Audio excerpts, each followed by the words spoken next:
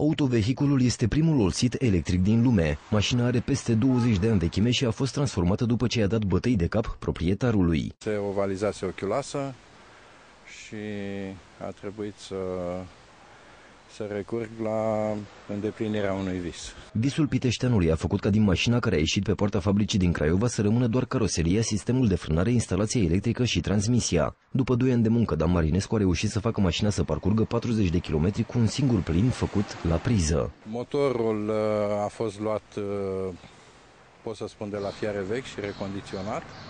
Deci nu este un motor performant, este un motor de electrosivuitor. Inginerul nu a avut probleme la registrul auto român când a dorit să omologheze mașina. Astfel, aceasta a devenit prima mașină electrică înmatriculată în România care are dreptul să circule pe drumurile publice. Mi-ar plăcea foarte mult să ajung măcar să fac parte dintr-o echipă care să finalizeze primul vehicul total românesc. Visul inginerului de a transforma olsitul într-o mașină electrică l-a costat aproape 3.000 de euro.